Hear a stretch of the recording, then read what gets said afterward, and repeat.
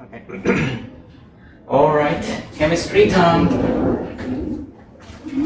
Let's do chemistry today. Is it? It's fine. Don't worry about it. People won't complain when they see videos for free. I will complain. Oh, you will complain? Oh, perfect. Okay. All right. 7, 8. Okay, let's use set 8. So that part is for the questions. Okay, chemistry time. What question is that now? 486, right? 486. So this asks you in which reaction is the species element A acting as a Lewis base. Nó hỏi trong cái phản ứng nào cái tiểu thể hay là cái thứ mà gọi là nguyên tố A đóng vai trò như một cái bazơ Lewis base. So basically, there are two theory, okay? Có hai cái theory để nói về acid and base. Two theory that you need to learn. So basically, an acid is according to Brunstad, Lowry, these two person, kiểu cái người này, hai người này. An acid is a proton or H plus donor. Cái từ này á, nó có nghĩa là H plus. But proton can have other meaning, you know. So that's why we were confused in the last questions. Cái từ này nó có cái sự confused tại vì nhiều cái proton cũng có nghĩa H cộng nữa. Cho nên cái câu vừa rồi, mấy cái câu trước đó mình có thể bị lầm lẫn là như vậy á. Okay, so an acid according to Brunstad-Lowry, it's a proton donor, okay? Nó cho H cộng. But according to another name, it's called Lewis. An acid, if it gives away a H plus, it gives away something positive, right? So it means it receives something negative, receive electron. Nếu mà nó cho H cộng tức là nó cho cái gì đó dương, tức là nó bằng nghĩa với lại nó nhận cái gì đó âm dương, receive electrons or donor protons. Now, but of course, according to okay, so we also have a base. According to Brunstad, Lowry, a base is a proton acceptor. Mới bật cái bút nó nhìn đã ghê luôn. I just re-ink. I mean, fill this one with ink, a lot of ink, so that's why it's easy. Okay, but according to Lewis, what is a Lewis base? A Lewis base, when you accept a proton, you accept something positive, which means you are giving away something negative. Gives away electron. Đó, em thấy không? Cho nên theo định nghĩa này thì cái Lewis base nó là cái gì? Nó phải là một cái chất gì đó mà nó nhận H hoặc là nó cho electron. So according to this definition, a Lewis base has to be the one that either accept H plus or give away electrons, okay? So let's look at this reaction now. A plus B minus B into AB. So it has only species A, right? Họ chỉ hỏi species A thôi. So you can see here, A is plus and it accepts electron from the B minus, right? To form this one. Cái A plus là nó phải nhận cái electron từ cái B minus này nó tạo này. So it's not a Lewis base, right? Cho nên trường hợp 1 này không phải là Lewis base. In the second case, you see A minus B was equal to E into AB. You can see this one. A minus actually give away electron to the B plus to form AB. So it give away electrons, so it is a Lewis base. So number 2 is actually the answer here. How about number 3?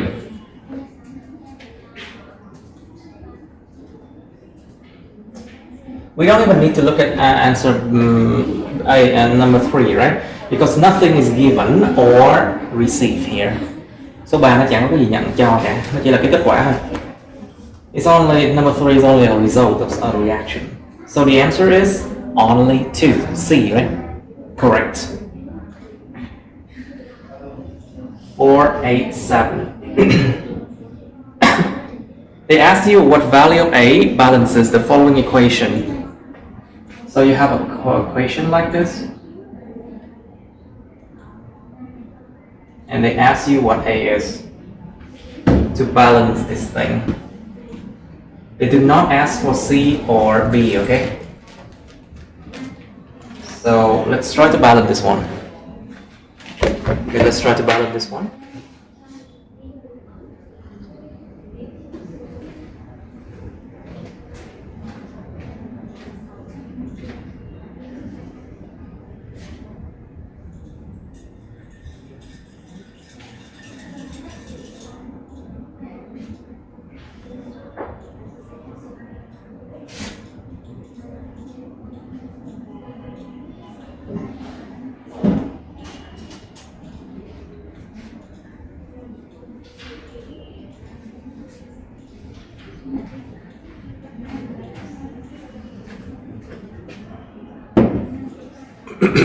So what do you have here?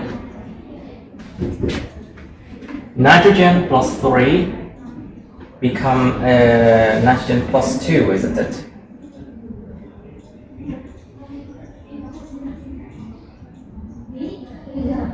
And then you have oxygen 0 become oxygen minus minus 2.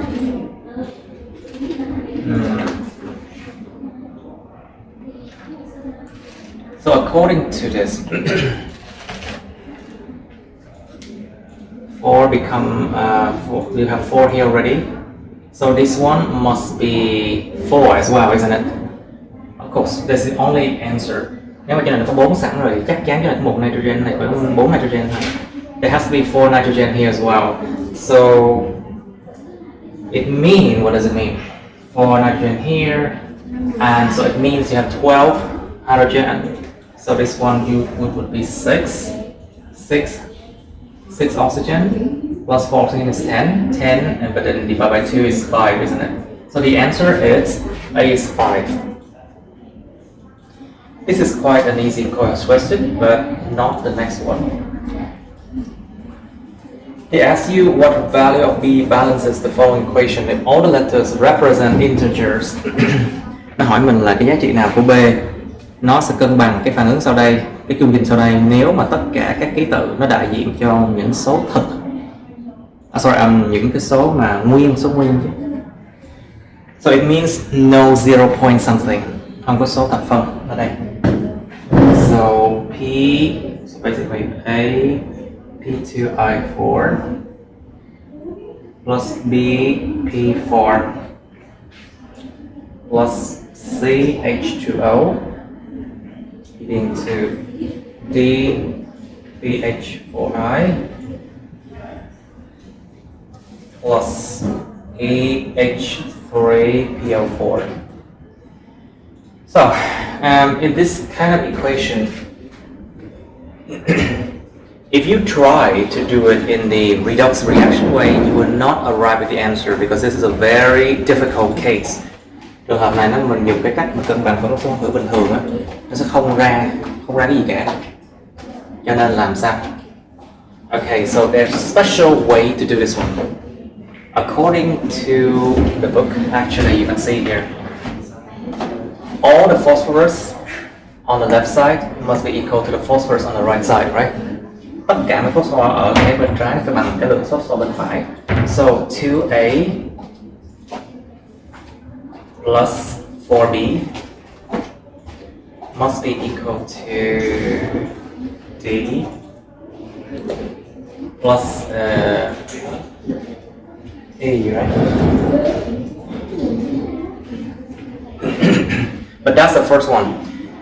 All the iodine on the left side has to be equal to iodine on the right side. So it means that for A has to be equal to D. And then hydrogen and oxygen same thing. Lượng hydrogen và oxygen y chang như vậy. So 2C must be equal to, this is 4D plus 3E. Tất cả lượng hydrogen bằng nhau.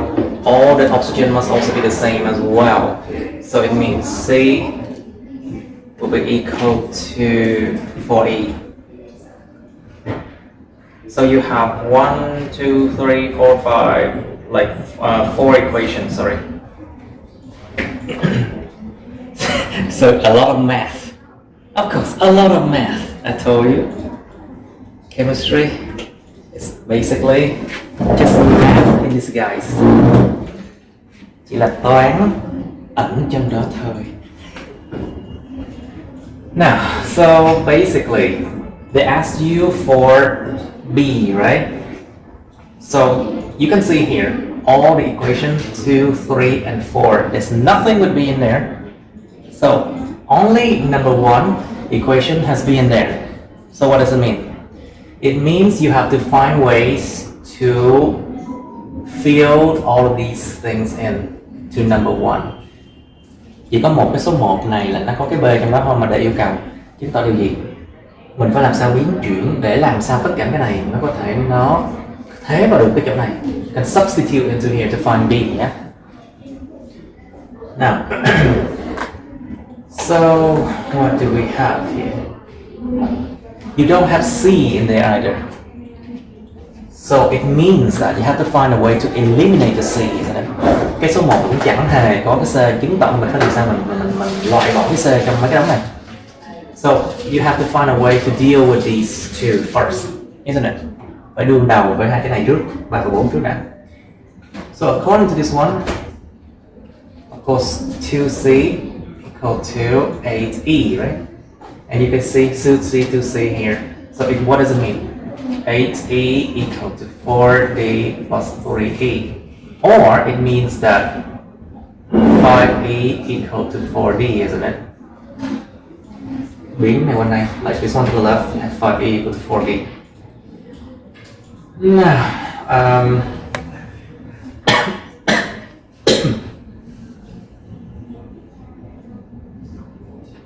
and then according to, you have, this is the 5th equation, okay? And then you substitute the number 2 to,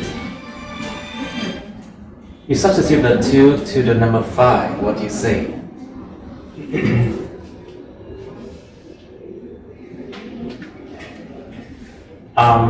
You see that this is, well, so it means that 4D equal to 16A, right? And then substitute in the 4D. So it means that 16A equal to 5E.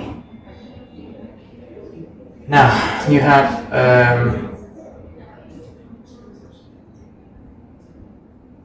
okay, we already eliminated C already. Mình đã tiêu diệt được cái C rồi, okay. Now let's try to put everything in number 1. What do you see? Giờ đặt tất cả vô cái số 1. Say again? Yeah, I'm trying to. See, I'm trying to.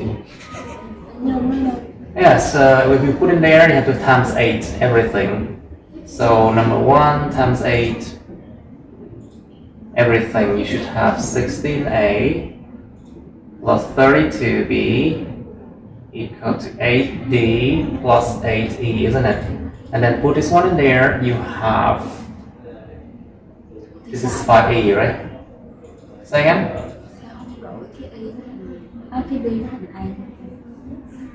Because we're trying to find B. We're trying to find B. So we have to keep it to the end, you know? D. Oh yeah, you can also do that. Because the 8D here can become 32A, right? And then this 5, moment, I'm confused now. because here it's like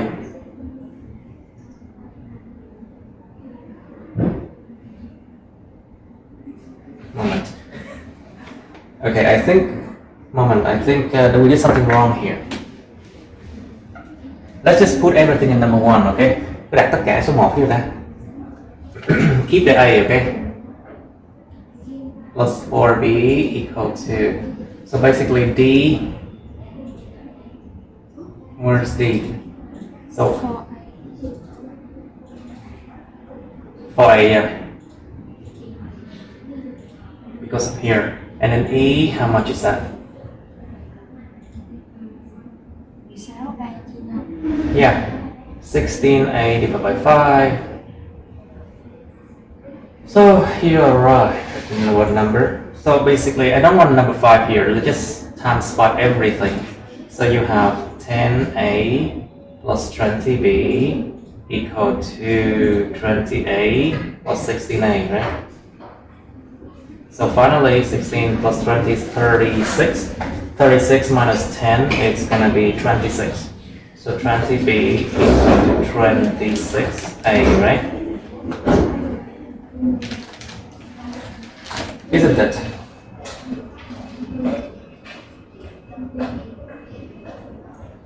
So let's assume that okay, so at the very last step, they do a very weird, thinking or logic.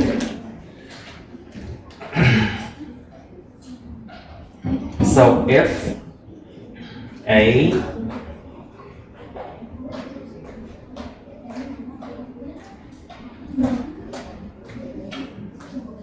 is 1, and that one will be like something 26 divided by 20 is like, if A is 1, B equal to 26 divided by 20 is like 1.3, right? We don't want a number like that. So it's gonna be 1.3 is like 13 divided by 10, and if A is 1, C equal to what?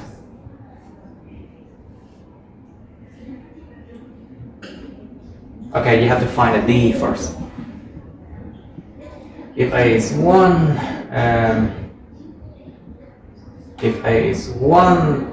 then 16 divided by 5 is equal to 16 divided by 5. And D equal to what? D is 4A, so D is 4. And C is 4E, right? So it means that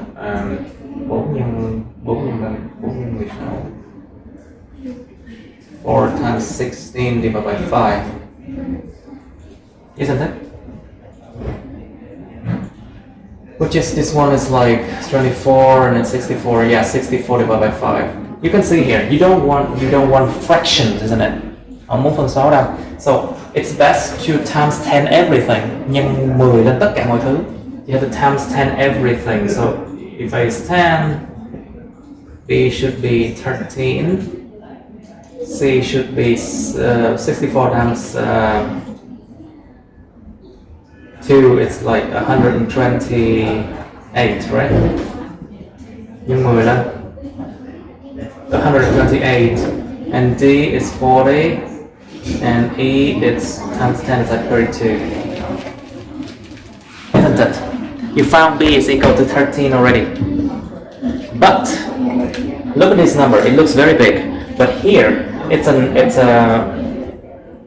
số nguyên tố, it's a number that can only be divided by itself, isn't it?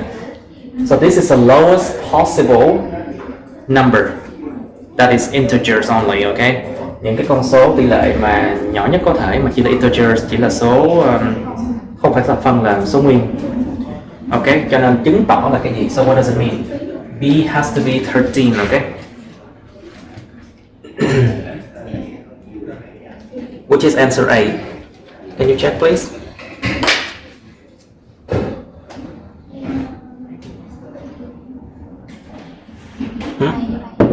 Yes. This is not an easy answer. I would say this is one of the most difficult chemistry question. Đây là câu khó nhất luôn á, trong cái nguyên cái đám này luôn á. Okay, let's look at question 489. 489.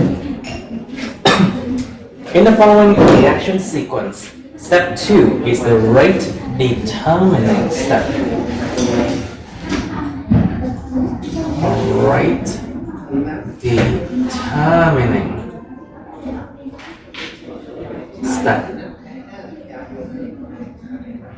Nó gọi là bước chậm nhất để mà nó xác định cái gì, nó xác định cái rate, cái tốc độ phản ứng. It's the slowest step that determines the rate of the whole sequence of reaction. So like for example, you have 3 steps, but step 2 seems to be the slowest. That's why it is a rate determining step. Giờ 3 bước đi. Thì step 2 là cái step mà quyết định cái rate, tức là nó sẽ cái step chậm nhất, lâu nhất. Nó quyết định là cái tốc độ phản ứng của nguyên cả cái đống này. 3 step. What would the rate reaction, rate equation be? Nó hỏi là cái phương trình của cái rate, của cái tốc độ nó là cái gì? So normally, if you have say x n plus y m become z, which is r and q t, isn't it? Then the rate would normally be calculated based on the reactants. These are the reactants, okay? Đây là những cái chất mà phản ứng. And these are the products. Đây là những cái sản phẩm. Okay? Thì bình thường người ta sẽ xác định cái rate dựa vào những cái chất mà phản ứng, chứ không dựa vào sản phẩm. Normally we determine the rate like this. This will be a k constant, nó sẽ một cái hàm số k nào đó, times the concentration of the x to the power of this number, of this n, times the concentration of the y, nồng độ cái y, nồng độ cái x, and then to the power of m. Have you learned this one before? You did. Alright. This is the theory, okay? Now, so it means that everything had to start from step 1 first. Because step 1 had to go to step 1, and then step 2, and then step 3, right? So, người ta nói đầu xuôi đuôi lọt. So if we say that whatever we start with in step 1, it will be the main thing that determines the rate 2. And then plus the rate determining step 2. Thực sự là cái quan trọng nhất vẫn là cái step 1 bắt đầu như thế nào, khởi đầu như thế nào thôi. Bắt đầu với bao nhiêu. Xong rồi nó còn quan trọng là cái step 2 là cái nhanh chậm bao nhiêu đó. Tại vì nó, trong trường hợp này nó là cái rate determining step. Tại vì nó chậm nhất. Okay, so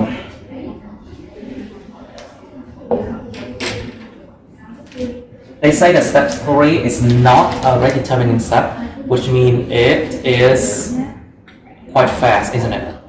Ta nói là step 3 nó không phải là cái step mà quyết định lên cái rate, cái tốc độ, tức là nó sẽ khá nhanh. So if you look at step 1, I need to erase this name.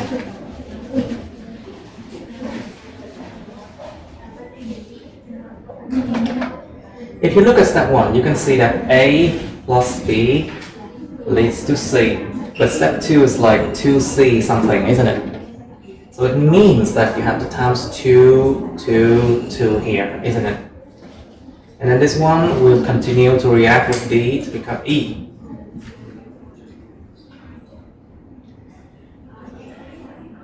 And then D will react with E again. Và sau đó cái chất D nó lại tiếp tục chuyển hướng với cái E ở cái step 3. E will continue to react with D again to form F. So look at all the answers. Answer E exclude A and B, isn't it? So it's not a good answer. Cái câu trả lời E nó loại bỏ cái A và cái B cho nó không phải câu là đúng. Answer A is not good either because it excludes step 2, right? Câu A cũng không đúng tại vì nó loại bỏ cái step 2, nó loại bỏ cái C, cái D rồi. C is also not true because it excludes step 2. So the answer is either B or D. Câu trả lời sẽ là B hoặc D. So which one? So you can see here 2C, right? 2C here we'll start with, this one is the most important step anyway. 2C here plus D. So you have to determine the rate based on 2A, 2B, right? So the rate has to be something K times concentration of A to the power of 2 times concentration of B to the power of 2. And then you have to consider D as well because this is an important step, isn't it? Phải tính luôn cái D tại vì này là bước quan trọng. So concentration of D to the power of 1, right? Mũ 1. And then what?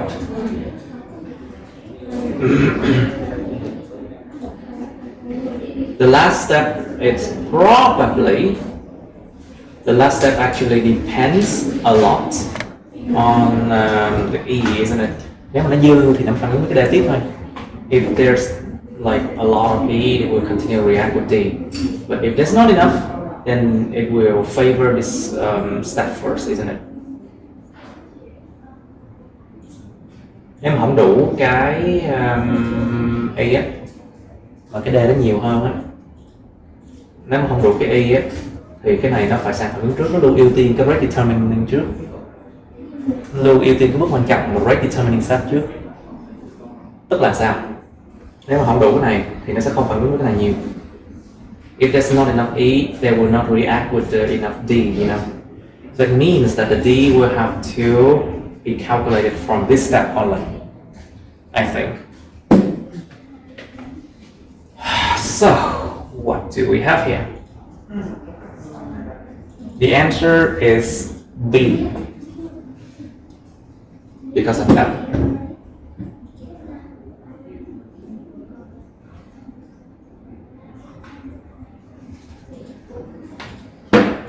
Anyway, you can exclude the last one because because why? E depending on this reaction already. Tại vì cái E nó phụ thuộc vào cái phản ứng bên trên này rồi, mà nó nằm đây rồi. Cho nên cái câu trả lời nó sẽ không có cái E trong đó. Right? Because E depend on this reaction already to come here. So the rate, there will not be E in there, isn't it? Mm-hmm. The concentration of D is actually, you know, determining all these two steps. Cái thật sự cái D ấy, nó quyết định cho cả hai cái này luôn. Tại vì cái lượng của nó dư thì nó mới phản ứng này tiếp. Right. Cho nên là cái đáp án nó chỉ có dài thôi. So the answers are like this. Okay, this is a hard question. Câu này khó phải không nào? And then for này, Mike rubs a piece of wool with a balloon. He then places the wool next to a running tap of water and afterwards removes the wool and replaces it with a balloon. What does Mike observe? Bây giờ Mike mới làm gì? Rub, giống như là chà lên, rub chà cái miếng mà len, miếng len lại một cái bong bóng. Sau đó anh đặt cái miếng len đó cạnh một cái vòi nước nó đang chảy. Và sau đó lấy cái miếng len ra và thay nó với một cái bong bóng, với cái bong bóng đó luôn á. With the balloon that you used before, right? That's why they say the balloon, not a balloon. Nó dùng mạo từ xác định the chứng tỏ là mình đã nói đến nó trước đó rồi.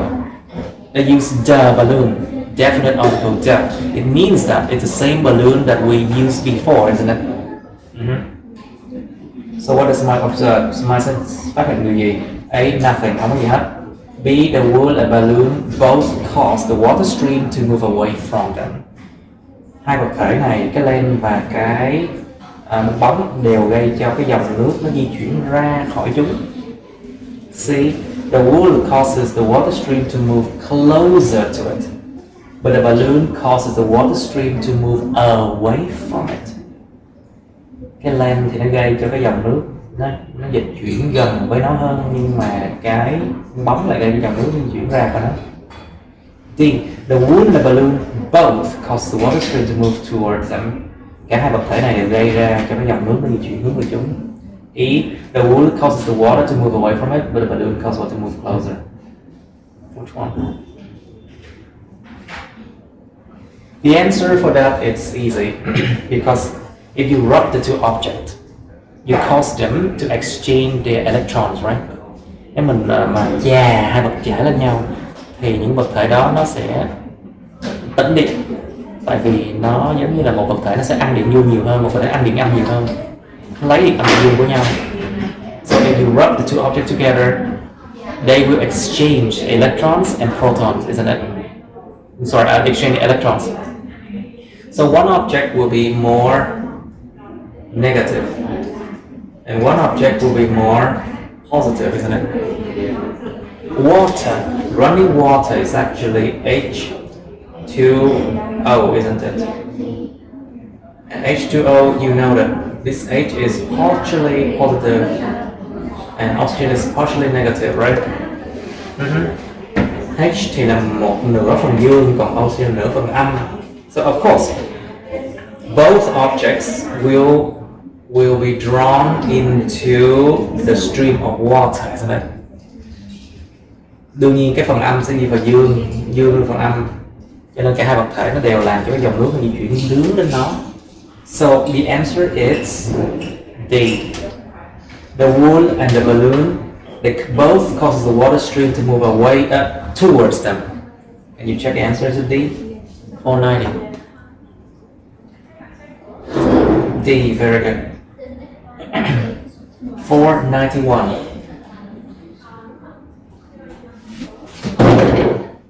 What is the strongest form of bonding listed? Cái dạng liên kết nào mạnh nhất được nêu lên ở đây? A. Van der Waals.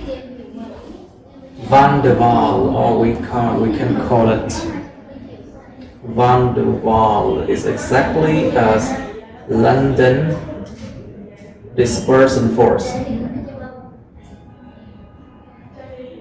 Nó là cùng thứ và it's the same thing. Lực liên kết London. B. Hydrogen bondings, liên kết hydro. D. C. Dipole attraction. Sorry, vẫn lộn nút thì nó quay về trang đầu rồi. What question was it? 491. I pressed the wrong button to come back to number one. Silly name. Okay, C is dipole attractions. Đó là lực hấp dẫn lưỡng cực. Remember what it is? D. Covalent bond, lực liên kết hóa trị. E. Ionic bond, liên kết ion. So which one is the strongest?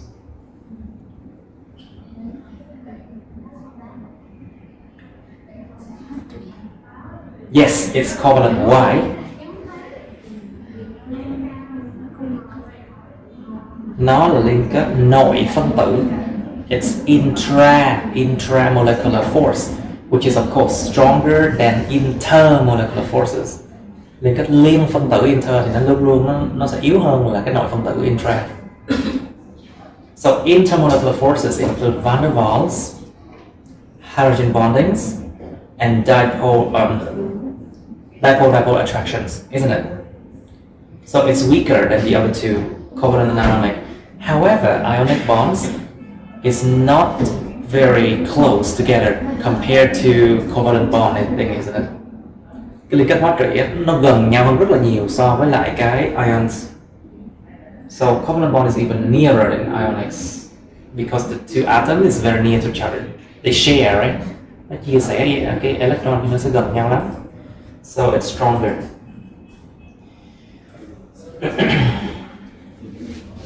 Okay, 492.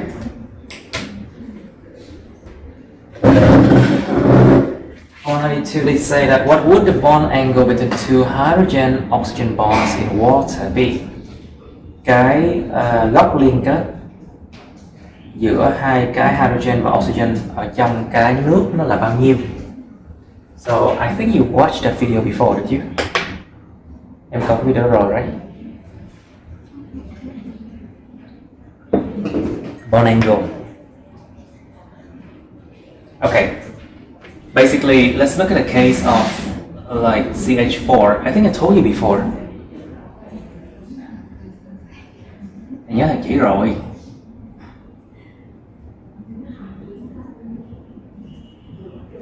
Remember that this one like this one, right? What's the bond angle? I think I told you to watch those videos of mine already. When like the beginning, lúc đầu á, thì kêu em coi cái video hóa này nhá. Yes.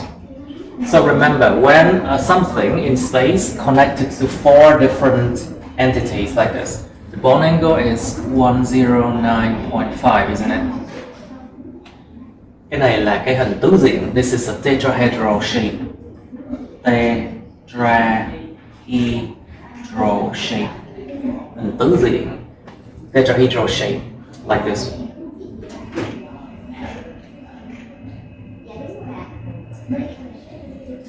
Like that, you know.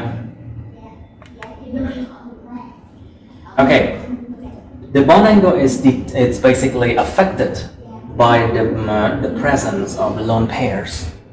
Cái sự hiện diện của những cái gọi là lone pairs là những cái cặp đôi liên kết mà nó không có liên kết cái gì hết. Lone pairs nó ảnh hưởng đến cái góc này. Like for example, you have NH3.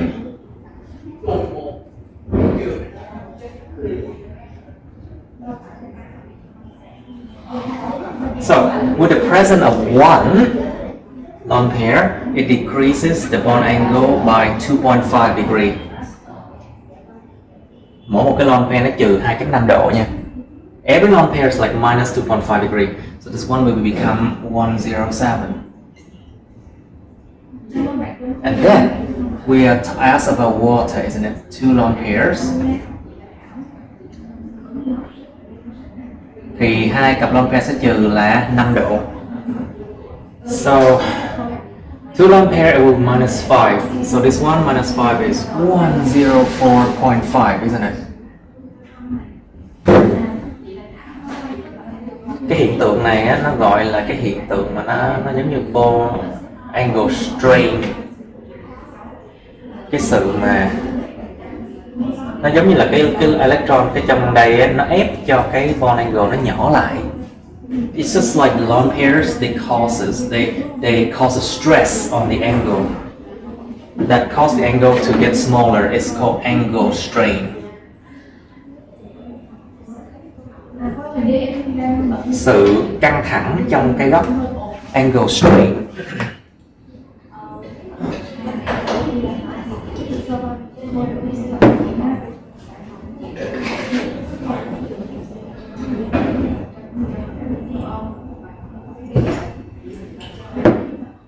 So, what's the answer in here? They asked for water, right? So the answer is 104.5. Answer A.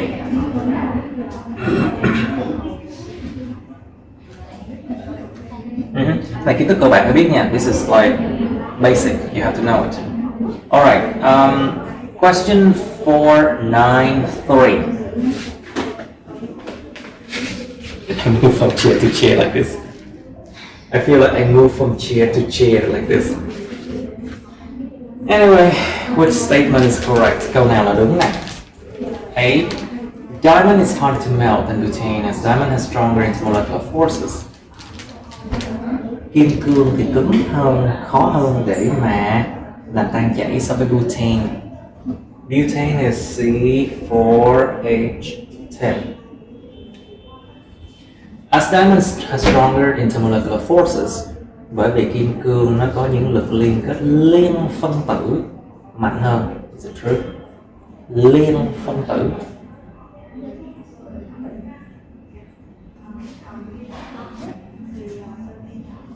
So in diamond, but it's connected to other C like this. Cái kiểu liên kết lạ lùng đó. Diamond is actually quite strange. So one C is connected to 3 others like this. Is it intermolecular forces? It's not. Nó liên kết nội phân tử đúng không? It's intra, not inter. So A is wrong. B. Diamond is hard to melt and butane as in diamond. A covalent bond must be broken for it to melt. Whereas in butane, only weak intermolecular forces must be broken. Bởi vì sao nó kêu là một cái liên kết hóa trị trong cái diamond nó phải bị phá vỡ để mà cho nó melt, để cho nó tan chảy. Trong khi butane thì chỉ có những cái lực mà liên phân tử yếu ớt thôi, nó phải được phá. It's true. And B is actually correct. And C, they say diamond is hard to melt in butane as diamond is an ionic structure. Is it an ionic structure? Nó không hề có điện âm dương trong nó cả. There's no ion plus or minus in there. C is wrong. D. Diamond is hard to melt in butane as diamond is a larger molecule than butane. Kim cương là một phân tử bự hơn butane. Thì có phải là lý do tại sao nó khó mà tan chảy hơn không? Being bigger doesn't mean that it's hard to melt. No. So it's wrong. E. Diamond is harder to melt than butane as it's chemically inert. Inert. Trơ về mặt hóa học. Is chemically inert. It's chemically inert, yes, but it doesn't mean that it's harder to melt. It's not the reason for that. Nó không phải là lý do chuyện đó. So answer B.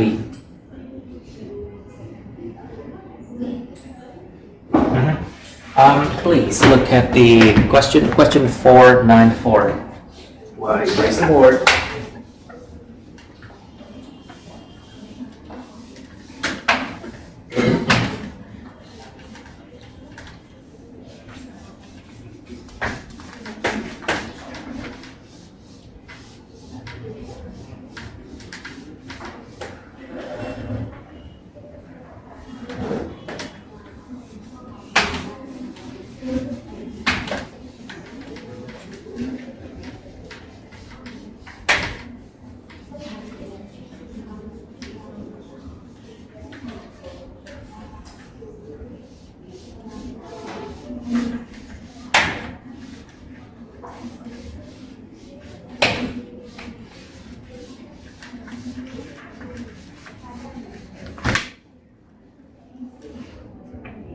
Okay, question 494. They ask you, which one of the following species is least prone to elimination? What is elimination reaction? Phản ứng loại trừ. Loại trừ tức là làm sao? Nó lấy ra cái gốc ra, nó lấy cái nhóm chất nó ra. Elimination reaction means you're removing a functional group, loại một nhóm chất functional group ra. So, which one is least prone to elimination? Which means it's less likely to be targeted for elimination. Cái nào sau đây ít bị dính cái chuyện mà bị loại trừ nhất, tức là sao? Nó sẽ khó bị hoặc là nó ít bị là mục tiêu của cái sự loại trừ chứ không loại trừ đó. So, A is a primary fluoroalkanes. So it means the fluor atoms is connected to a primary carbon, isn't it? Primary fluoroalkanes, tức là cái fluor đó, cái nguyên tử fluor đó nó được liên kết một cái C, mà cái C đó chính là C bậc 1, primary carbon. So it means that, like for example, this C is a primary carbon, isn't it? Cái carbon này là bậc 1 và liên kết một cái C khác thôi. This C is connected to one more, and C is primary carbon. B a tertiary fluoroalkanes, bậc 3 hả? So tertiary fluoroalkanes means like 1, 2, 3, and then 4. This is tertiary. And then of course you have secondary fluoroalkanes.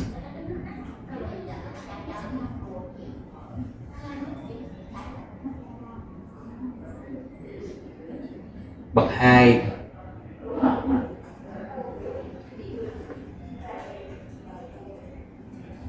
And then you have the same situation with bromo, but brom, you know, brom, right? So fluorine, the electronegativity is 4.0, isn't it? Brom is about 2.8 something. So what does it mean? Compared, carbon is like 2.5. Carbon thì nó có 2.5 thôi, fluor 4.0 lần, tức là giữa hai cái này cái liên kết nó mạnh lắm đấy.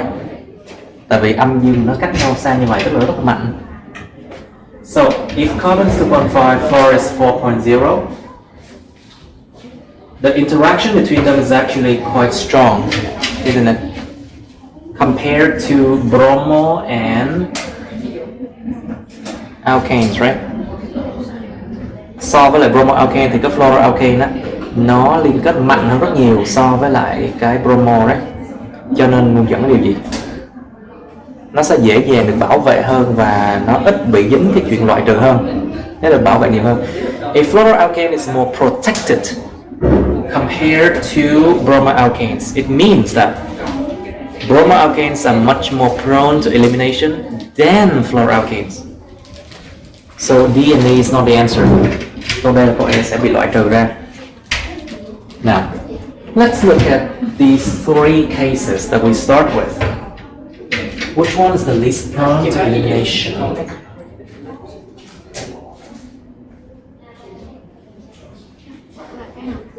Why is that the first one? Tại sao là cái đầu tiên? Sorry?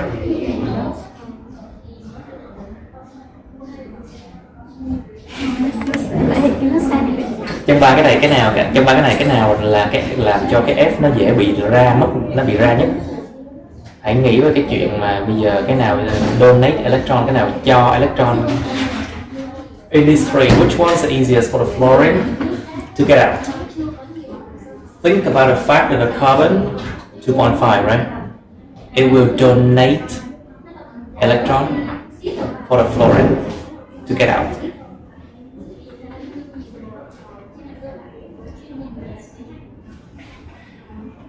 Basically, tertiary carbon 2.5. This one will donate some electron. This one donates some electron. This one donates some electron there, and this one donate a lot of electrons, right?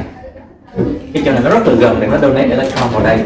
So donate electron to fluorine so easily to become F- ion, and it's eliminated. Nó bị loại trừ ra. Compared to this one, only this carbon give away electron to fluorine, isn't it? Trường hợp này chỉ có một cái carbon nó cho electron thôi. So this one is much more stable compared to this one, isn't it? Same thing to there. So the answer is a primary fluoroalkanes is least prone to elimination. Answer A. Em phải chắc chắn kiến thức của em chứ. You have to be. I know it's hard. I know it's strange, but you have to think and be, you know, assertive. Hãy kiên định. Hãy kiên định. Now, question 495. Consider the following reaction.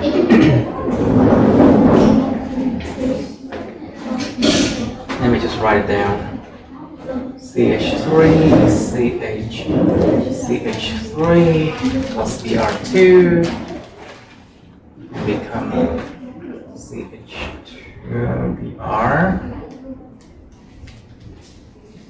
CH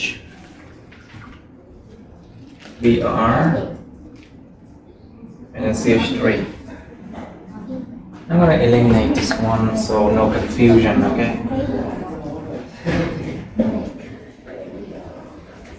Now, They say that in industry, it is found that consistently there can be two different products with very different characteristics. What is the cause of this phenomenon? Nó hỏi là trong công nghiệp người ta tìm thấy được rằng consistently, cứ liên tục liên tiếp, đều đặn. Consistent là mang tính đều đặn. Đều đặn thì nó có hai sản phẩm khác nhau với những cái phẩm chất, tính chất rất là khác nhau. Very different characteristics, những phẩm chất, tính chất rất khác nhau. What is the cause of this phenomenon? Thì cái nguyên lý do của cái hiện tượng này là gì? A. One product isn't pure, the other is. So it means one product is not pure, the other is pure. Một sản phẩm thì là nó tinh khiết, còn một sản phẩm khác thì không tinh khiết. Có phải lý do cho chuyện là nó có những tính chất rất khác nhau không?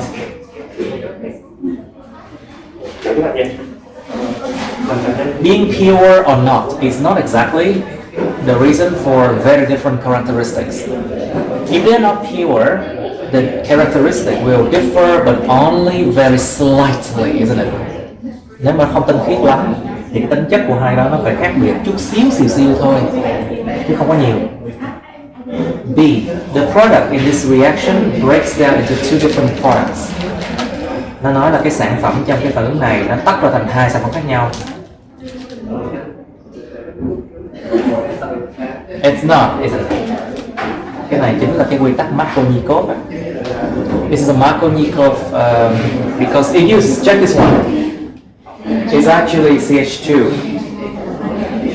So it means there's a double bond here, right? Nó có nói đôi ở đây. So it means you have a double bond here.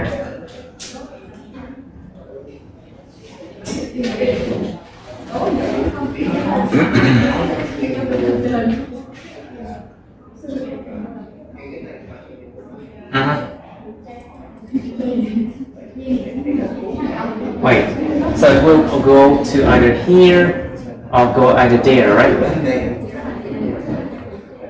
Quy tắc nó gọi là quy tắc mà nó sẽ đi vô cái chỗ nào, will go to where, but actually I think we'll go to both of these places, isn't it? Nó sẽ go cả hai cái chứ. Cái này không phải cộng HBr đâu, nó là cộng Br2 mà. Nó phải vô cả hai chỗ này. This is not plus HBr, but this will plus Br2, so it means you have to go through both of these carbon, isn't it?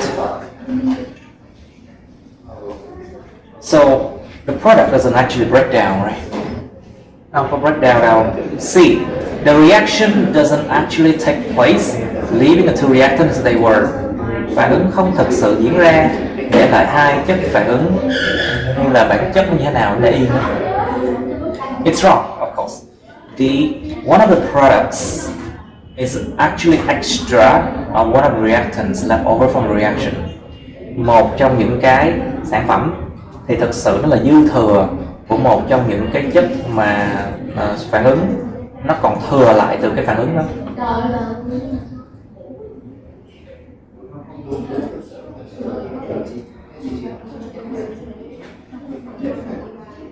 Còn dư lại ha.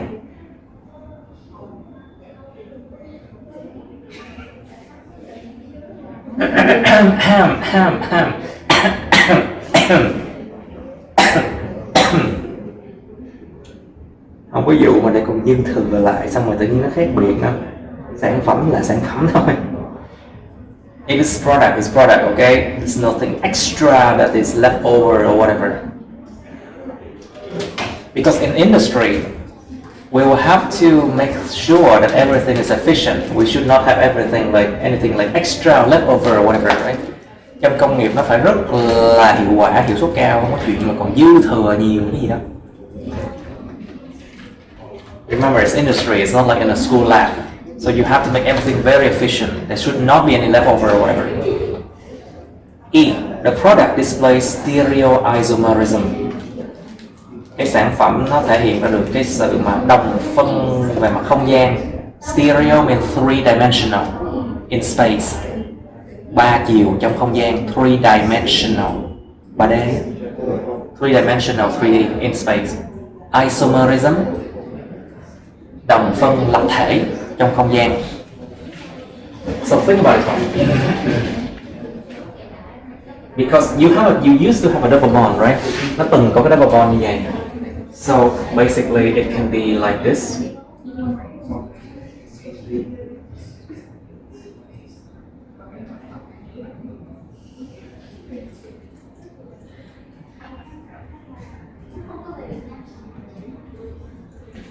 Or this one can just flip over this point, right? Cái này nó lật qua bên đây. It can be like the BR can be over here. We have cis and trans, kind of cis and trans, kind of like stereoisomerism. Nó giống như cis trans vậy đó, like stereoisomerism. And of course, if the BR come here, it will be like this, right? Much more stable. Nó sẽ bền hơn nhiều compared to like cis, like this one, right?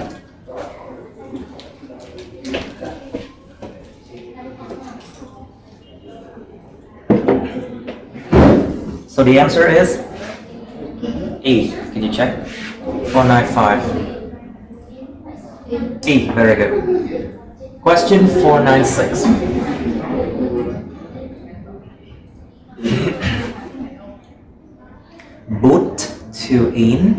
Butene has two forms, even though their structural formula is the same.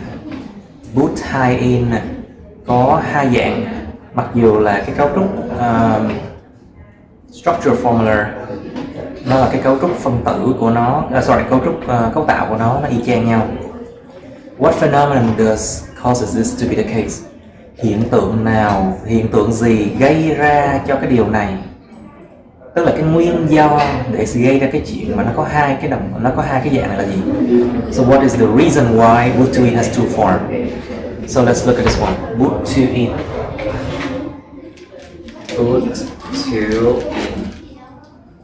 So 1, 2, 3, 4. Butene is gonna have this. And CH3, CH3. So what are the two forms it has? Because you see, that C is in the middle, right? So you should have double bond and then you should have cis and trans, right? Nó sẽ có đồng phân cis và đồng phân trans. There should be cis and trans isomers. So you should have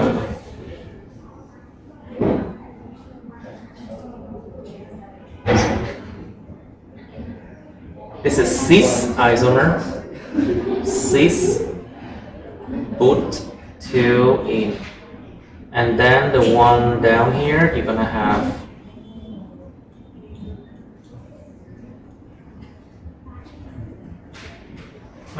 nó quay qua hướng này thôi. This is trans butene, isn't it? But they ask what phenomenon caused this to be the case. Người ta lại hỏi là cái hiện tượng gì nó gây ra cái chuyện này. A is a chiral carbon. Chiral. So what is chiral?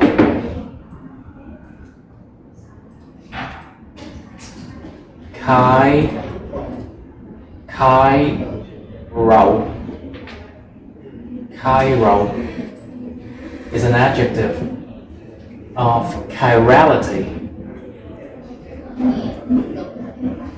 Chiral is the adjective of chirality. So, how do we define a chiral or chirality?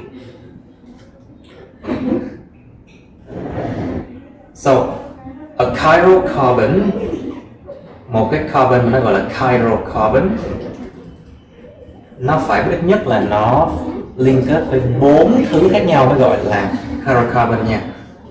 A chiral carbon must have 4 different things attached to it. Phải có ít nhất 4 thứ khác nhau nha, liên kết với nó. Like for example,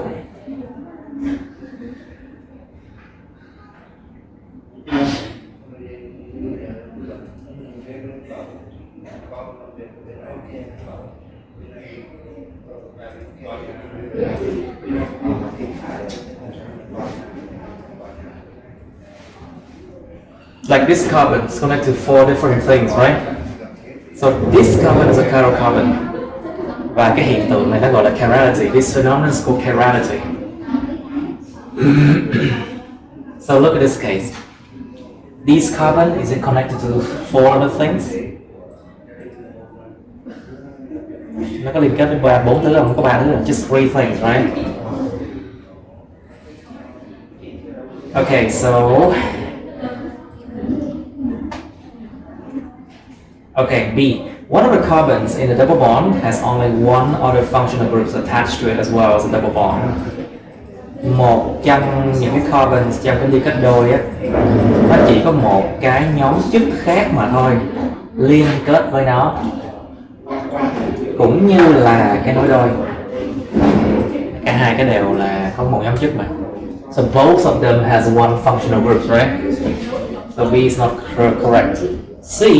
Both carbons in the double bond have only one other functional group attached to them as well as double bond. Cả hai cái carbon trong cái nối đôi đó nó chỉ có một cái nhóm chất khác được liên kết với nó thôi, cũng như là cái nối đôi. This is a methyl group, right? Nhóm methyl này. This is a methyl group nhé. So C is incorrect enough.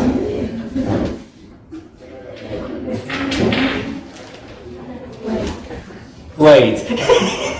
Okay. Wait.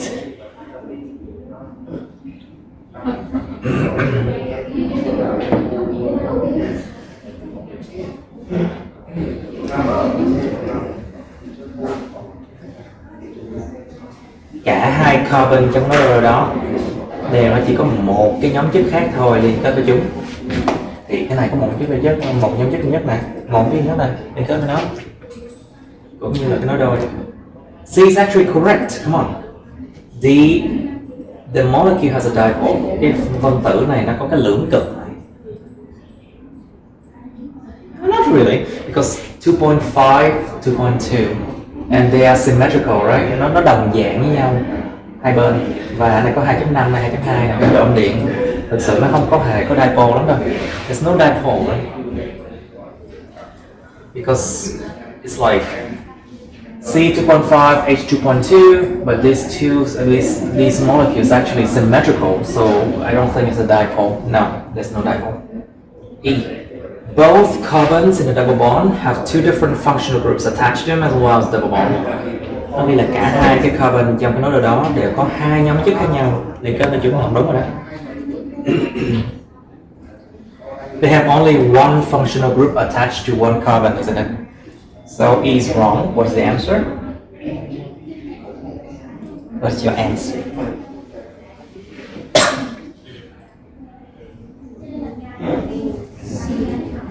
Answer. Okay, check. Is it answer C?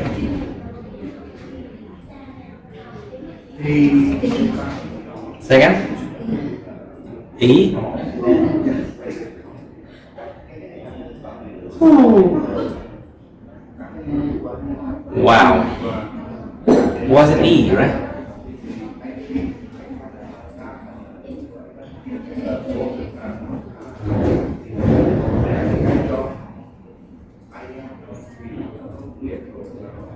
Are you sure 496 is E? Really?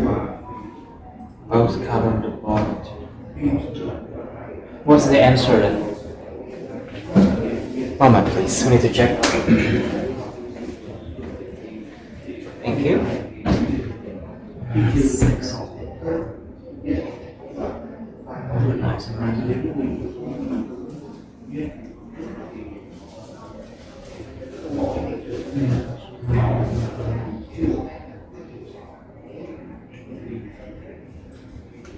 Nó gọi là EZ hay là EZ.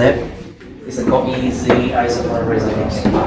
But surely it's not a chiral carbon, not a chiral carbon, right? But they say both carbon and double bond have two different functional groups attached to them, Really?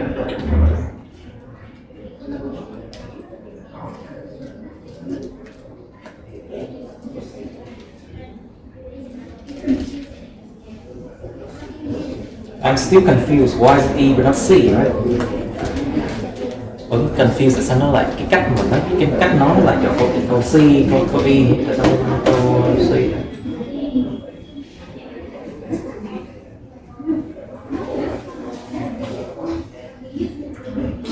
I just don't understand why they say E.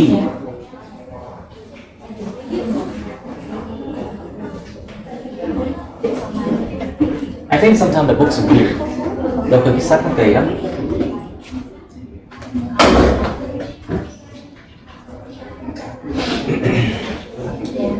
Biết hết câu trả lời nhưng mà không trả lời sai, nó biết lắm luôn thiệt. Okay, question 497.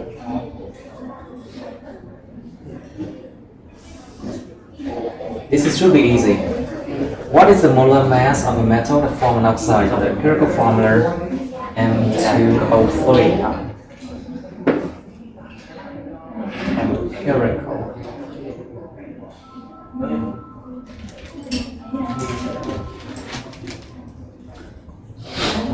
And contains 68% metal by mass. Nó hỏi là cái molar mass M lớn á, cái khối lượng mol của một cái kim loại nó tạo ra một cái oxide với cái công thức mà công thức nguyên á, là M2O3 và nó chứa 68% kim loại, tính theo cái khối lượng thì là 68% kim loại. This should be easy for you. You can do it. You can do it. Come on. This should be easy for you. Think. Just think. Bài dễ đó, không phải.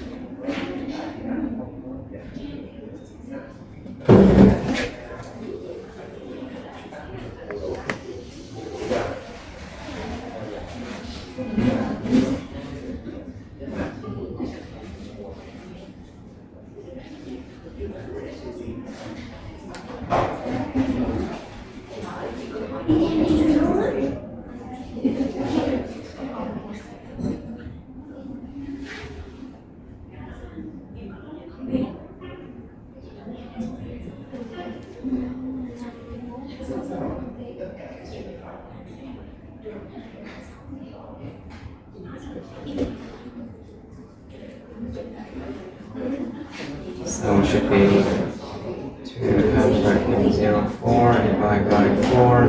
The answer should be 10.2, right? Moment. Second?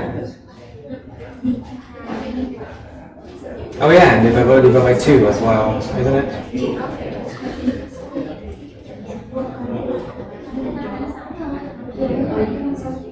Yeah, divide by... Oh, sorry, moment. This one is 5.1, sorry. 5.1. So the answer is C, isn't it? So basically what I did is like, you have 2M and then 3 oxygen, each of them is 16. So you get 2M plus 48, right? So 68% metal, it means 32% oxygen. So it means 32% oxygen means the 48 over here divided by the total.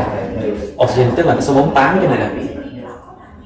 Chia cho tổng số là 2 mà còn 48 tầm 2%. And then you just flip this equation apart a bit, đẩy ngược nó lên. And then quy đồng nó, and then you should have like times 2 here, times 3 here, you have the same denominator. Sẽ cùng một cái mẫu số chung với nhau. And then the upper here should be the same, then you find M equal to 51. Alright, should be easy enough. We have half an hour left, nothing. Question 498.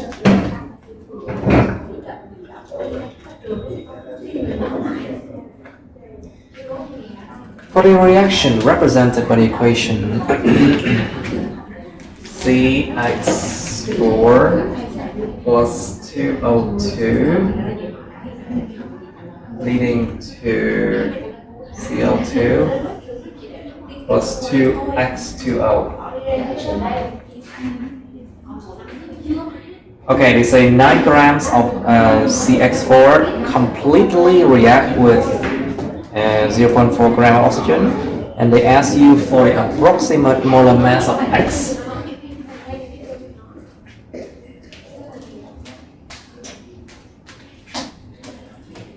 .0 gram of this one completely react with 0.64 gram of this one, and they ask for the approximate molar mass of X.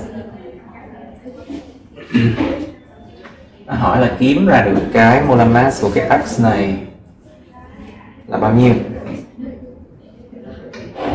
So how can you find this one? Please do it.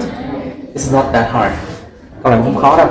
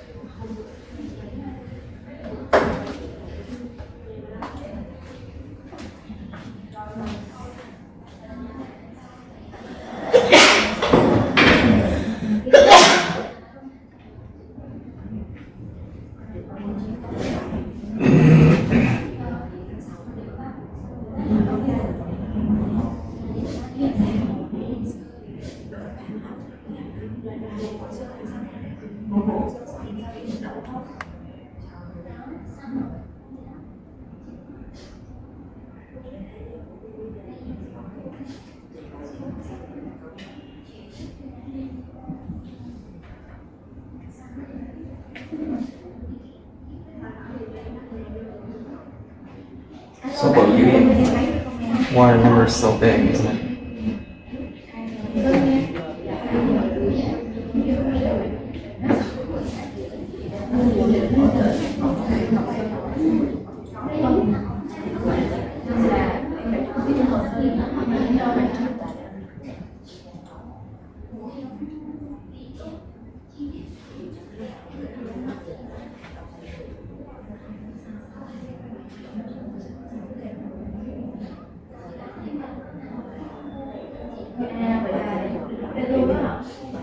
Nhưng mà cho chị hỏi thăm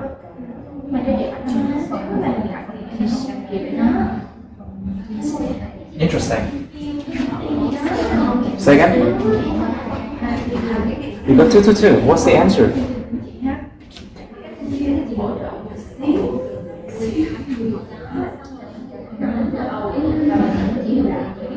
Bốn chín tám. You said 222, right? There must be something wrong in the way I do, I think.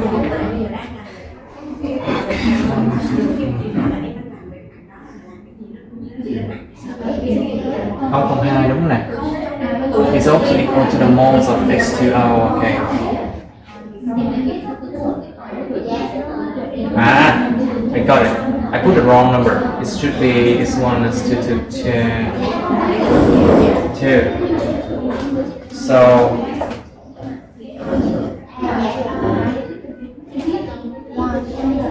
this is 460 right? Should be 460. This is 460.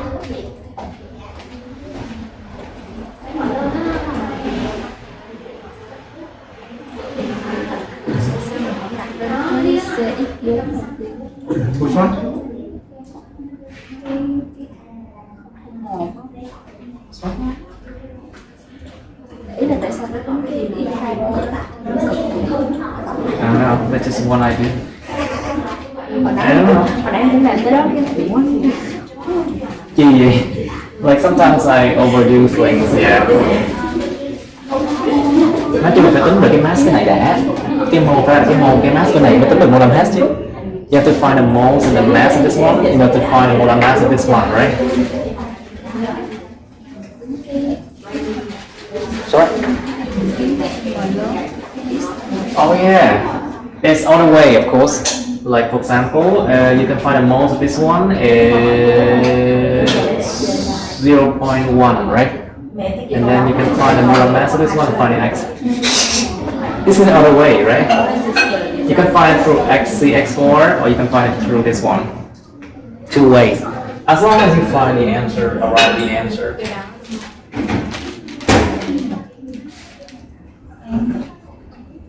So 222. The answer is D. Câu D.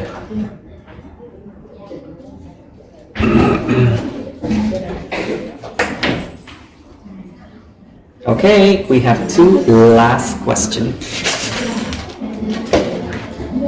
And maybe after that we can go to something else. Now, 9.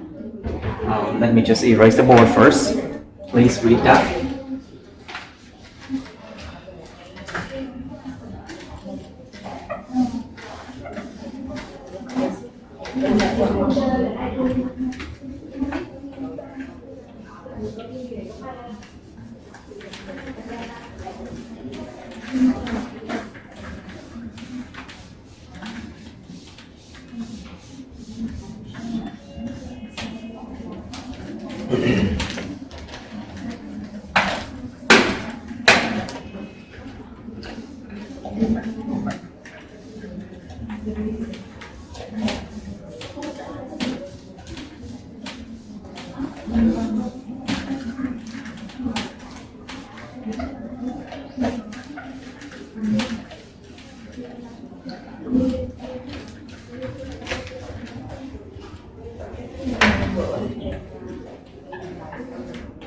Okay.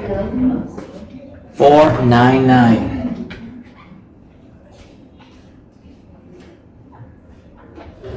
P pure oxygen can be made by heating a compound containing potassium, chlorine and oxygen. Ta nói là oxygen mà nguyên chất á, có thể được thực hiện bằng chuyện mà làm nóng một cái hợp chất mà có chứa kali, clo và oxygen. Chắc là này quá, KClO4 rồi. Maybe KClO4 I think. Oh no, we have all the answer here. We have all the answer here. What is the empirical formula of this compound? Công thức nguyên của cái hợp chất này là gì? If a 4.1 gram sample decomposes to give gaseous oxygen and 2.5 gram KCl. Nếu mà bây giờ 4.1 gram của cái mẫu này nó phân hủy để tạo ra được là oxygen thể khí và 2.5 gram KCl.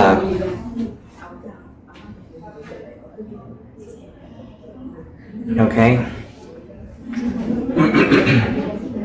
So let's say we have K, X, Cl, Y, O, Z, right? Okay. And then what do we have here?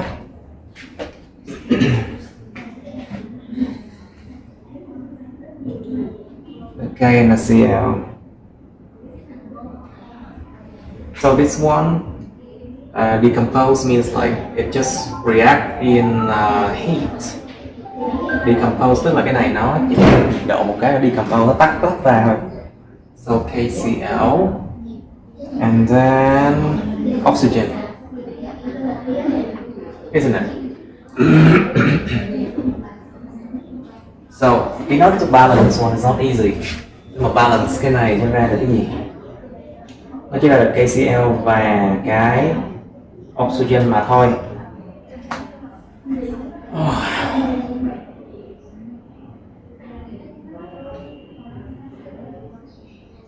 So what can you guess from this? Từ cái này mình từ phương trình ra mình nhìn ra thôi. This is heating, okay? This is not like burning. Nó không phải là đốt cháy đâu, nó là heating. Tức là nó chỉ được nhiệt độ thôi, nó tách ra thôi vậy thôi. This is heating means you do not react with oxygen, but it's like you apply very strong heat and it decomposes into that. So based on this, you can see that the K and the Cl has a 1:1 ratio, right? Nó có tỷ lệ 1:1. So if you put X here, it should be the same as the Cl. So X equal to Y, right?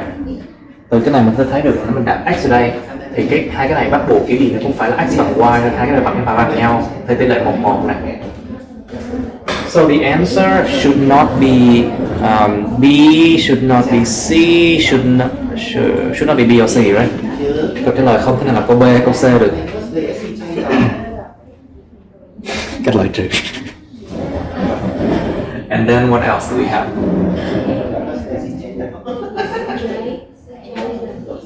So this is 4.1 grams and this is 2.5 grams.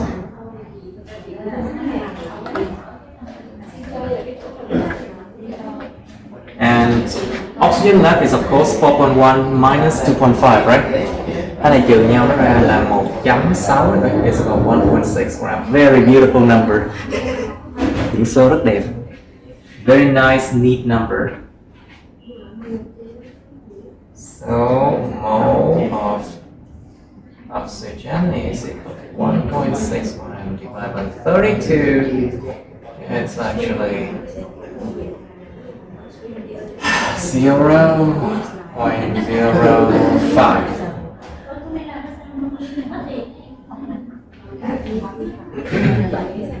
So you have 0.05 mole of this one.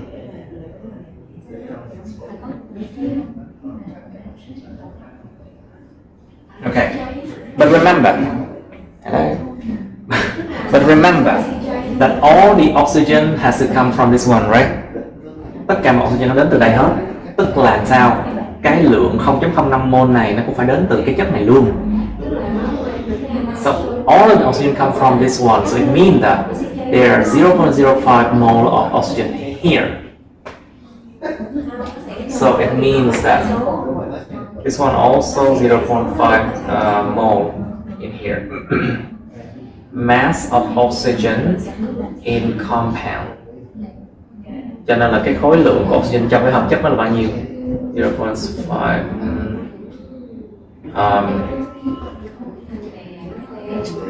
Well, good question.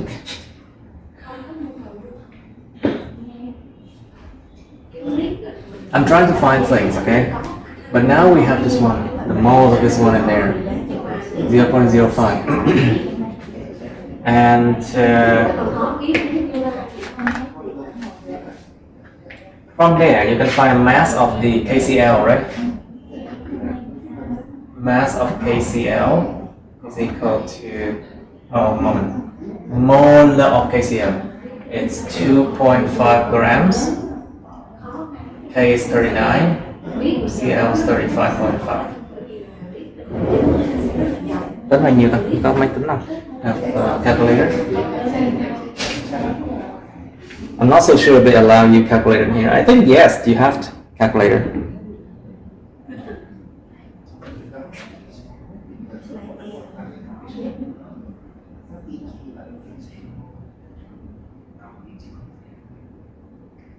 Bảy mươi 4.5 bao nhiêu? 0.0335. Thank you. Okay, let's just say that 0.0335. Okay, but you know that these two are of the same mole ratio. So you see that X ratio, Y ratio, Z. So you have 0.0335, 0.0335, and then 0.0500. Đây là kiểu gì đây? What kind of ratio is this? Thì em lấy cái con số lớn nhất chia số nhỏ nhất. Like take the biggest number divided by the smaller number. What do you have?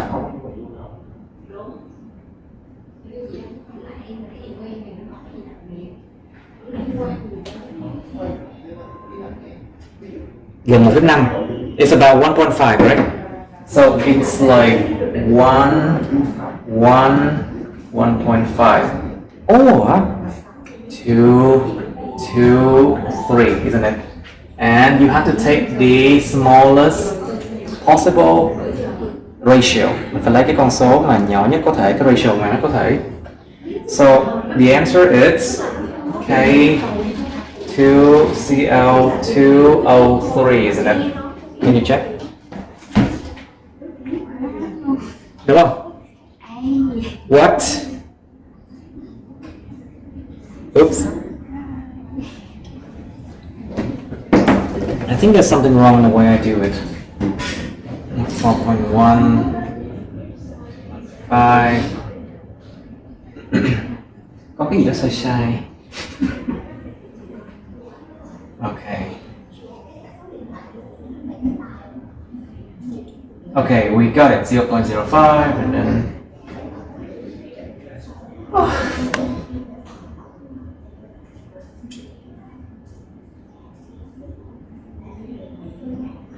Tại cái này cái oxygen phải chia cho 2 nữa. I understand now because it's 0.05, right? So to arrive at oxygen here, you have to divide by 2 as well. So it should be 0.025 mole, right? So that's why, because it's O2 here. So to arrive here, you have to divide by 2. So this one will be 0.25. Vậy tỷ lệ gì đây? You can take this number, divide by this one. Hai cái bự. Bao nhiêu? 0.74 không? So 0.74 is like 0.75. Wait, how much you say?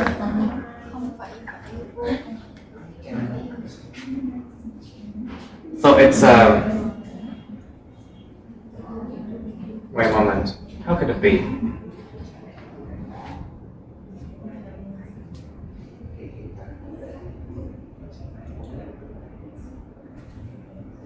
Không phải 74 mà, really? Can you check the bigger number divided by the smaller number? Lấy cái số bự hơn chia số lớn hơn đi.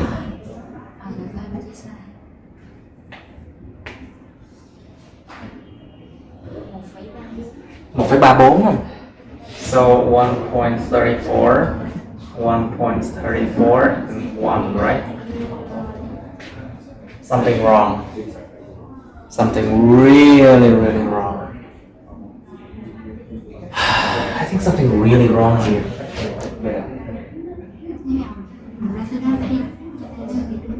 Sorry? Nó đúng là tại sao ra được cái đáp án A được? Ý là ra tới cái đoạn đó là đúng rồi, mình đi sai cái đi lại. Okay, over there is correct, right? But the ratio is wrong, I see. But why?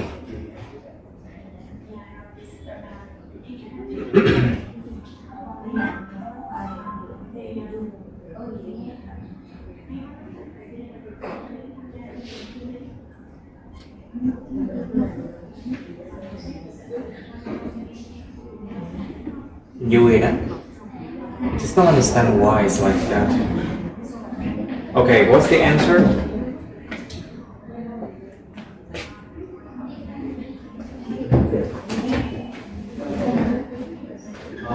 Let's see. 1.3 đúng rồi.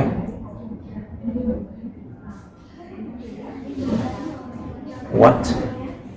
1.6. Ủa mà tính cái mass of oxygen là 0.788 mà. Nó chia 16. Ủa sao ra là 1.262 vậy? Where's the number 1.26 here? Tôi sẽ không hiểu luôn á. I don't understand.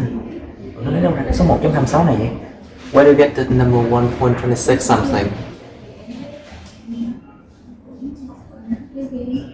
I think some question in this book is really weird.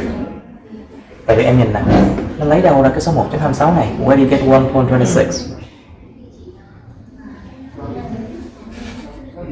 Như là 1.6 mà nó dọn mà 1.6 nhưng mà chỉ chia cho 16 hả? Tại sao chia 16 mà chia cho 32?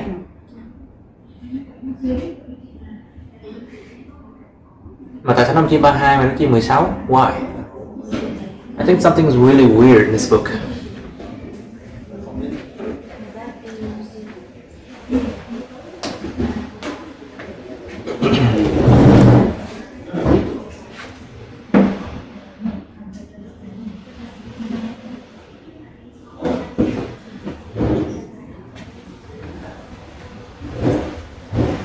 Listen, this is really weird, okay?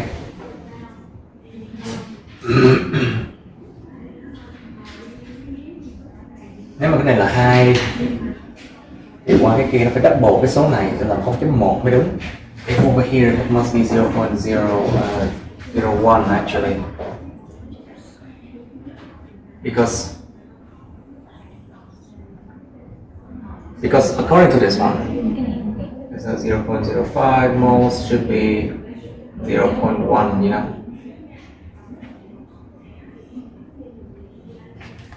Try again.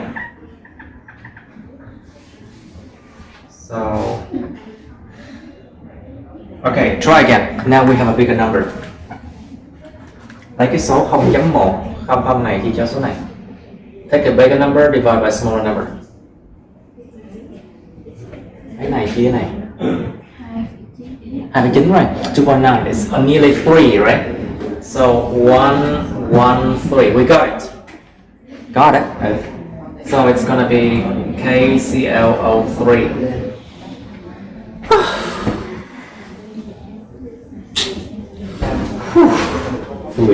This is hard, okay? Because from 0.05 cái này nó lên đây nó phải là nhân đôi mới đúng nha. According to this one, from here to there it should be like double. Chỉ cần một step sai là chết chắc. Just one step wrong, you got it wrong. Okay, question 500. What's the last one?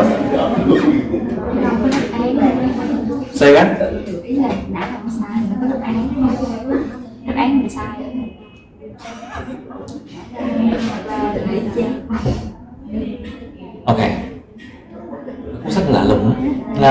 Number question 500 they ask which of the following is chiral or optically active. Cái nào sau đây là chiral, tức là nó có hoạt động về mặt quang học, optically active. Oh, I forgot to tell you. Cái chiral carbon á, nó có cái tính chất đặc biệt. Tại vì nhớ như nó có thể hoạt động quang học, tức là sao? Nó có đồng phân tay trái tay phải. Remember the left and right hand isomers, right? So like for example, if you have a carbon that is chiral, let's say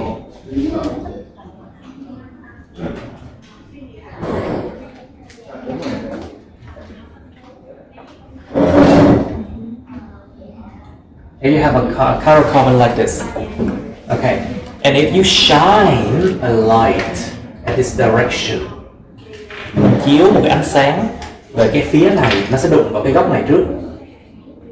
If you shine a light on this direction, it will touch the H and the Cl first, right? But if you shine a light to this direction, it will touch the H and the CH3 first, right? Nó sẽ ra những cái kết quả khác trên cái máy. They will arrive at different result on the machine. They will write down different result. So this compound is optically active because by different angles you can see that the result is different on the machine. Nếu mình chiếu sáng ở cái góc nào khác nhau, nó sẽ đụng vào những cái góc, nó đụng vào những cái nhóm chất khác nhau, nó sẽ ra cái kết quả khác. Thì cái hợp chất này, cái chất này nó là hoạt động về quang học. Okay. Right.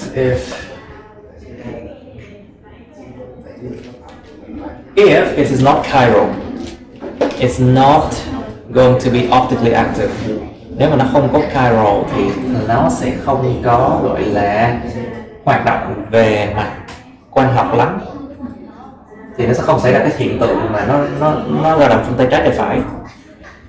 Yeah, there would not be like a left hand and right hand isomer like this.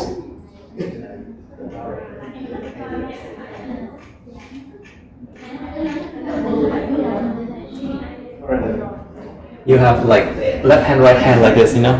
Left and right isomer. Because this molecule is chiral or is optically active. Nó sẽ có hiện tượng là đồng phân tay trái, đồng phân tay phải. Tại vì cái phân tử này nó giống như là cái mirror image. Nó giống như là mirror image of each other. Hình ảnh phản chiếu trong gương của nhau thôi. Now, they ask which of following is chiral. Cái nào sau đây là nó chiral, nó hoạt động về mặt optically active, tức là nó phải có chiral carbon nha. Nó phải có cái carbon mà liên kết với 4 thứ khác nhau.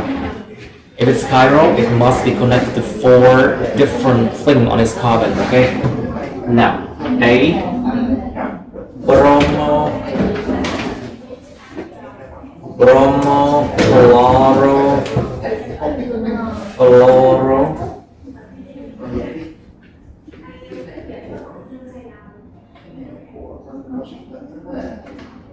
methane. So,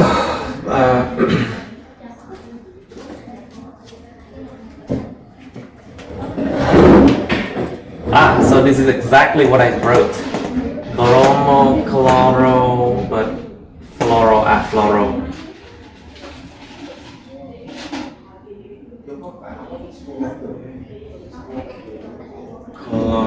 Yeah, this one. Does it have chiral, optically active? Yes, it has. Because this carbon is connected to 4 different things. So A is chiral, optically active. B, pent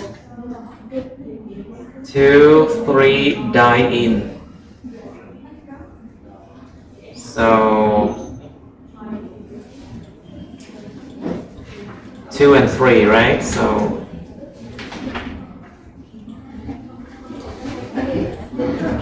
this carbon is to the H.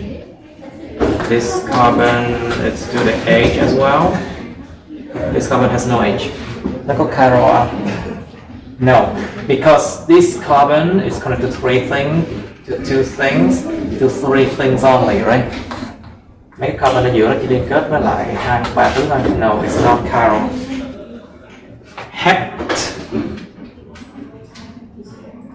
2,5 diene 4-ol. Hept means 7, isn't it? 7. 1, 2, 3, 4, 5, 6, 7, and then 2, 5, 2, 3, 4, 5. So you have another double bond here, and then 4 ol. So 1, 2, 3, 4. You have an ol here. OH. 1, 2, 3. Luôn luôn đọc từ cái chỗ nào mà đông đúc nhất nha. Always read the number from 1, 2, 3, 4, 5 from where they are the most functional group. So 1, 2, 3, 4, 5, 6, 7. Is it optically active? Moment. So this carbon is connected to H. This carbon has one H there. This carbon has an H there, an H there, and an H there. Is it?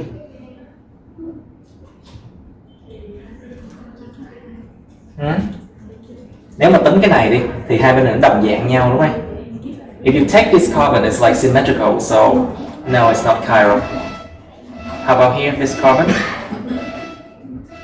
Only 3 things, right? No. Only 3 things, so no. Này có 3 thứ thôi. How about this one? Only 3 things, so no. So only 3 things, no. Nó chỉ có 3 thứ cho nên trong nguyên cái đống này không có chiral carbon nào hết. There's no chiral carbon here. Okay, benzene. Benzene.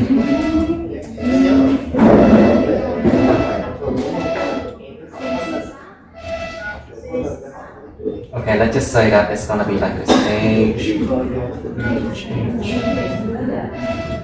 That's it. Okay.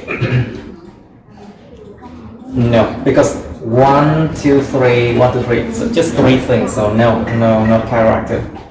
What? Buckminster fullerene. What? Buckminster? You're kidding me. Buckminster fullerene. You know what fullerene is, right? Cái cấu trúc mà hình tổ ong á. Like the structure that looks like this. And so on. And then just like that. But then you can see that every carbon is connected to three other things, right? But they look the same. Mỗi carbon nó connect với lại một cái carbon khác, 3 cái nhưng mà nó nhìn đi chen nhau rồi. And boring. So it's not chiral. So the answer is A, right? Can you check please? Chắc gì rồi? A, of course it's A. Okay. We finished chemistry. Mấy câu cuối đúng khó rồi chứ. You just have to know it looks like that, you know. It looks like a beehive. It looks like a beehive. Tổ ong. Okay, 6 nó giống như cấu trúc benzene này đó. It's like benzene after benzene after benzene. Nó giống như dòng 6 chồng lên nhau, dòng 6 chồng lên nhau đó. It's like 6 member rings on top of each other. It's like that.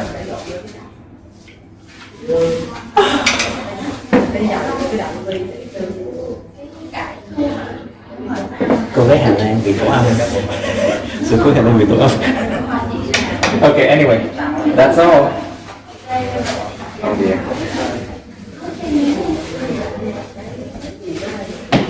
Okay.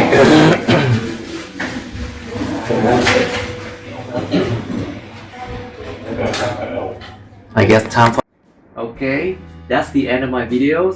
Please like, share this video with your friends, subscribe to my YouTube channel, and press on the bell button next to the subscribe button so you can get notified about my new uploads, okay? You can also press follow my Facebook, but please don't add me on Facebook as friends, okay? Cảm ơn các bạn đã theo dõi nha. Các bạn hãy nhấn vào like, chia sẻ video này bạn bè các bạn. nhấn vào nút đăng ký kênh YouTube mình và nút cái chuông kế bên cạnh cái đăng ký kênh á, để mà các bạn sẽ được thông báo về những video mới nha. Các bạn cũng có thể nhấn vào nút theo dõi Facebook mình, nhưng nhớ đừng kết bạn Facebook mình nha. Thank you and see you. Bye.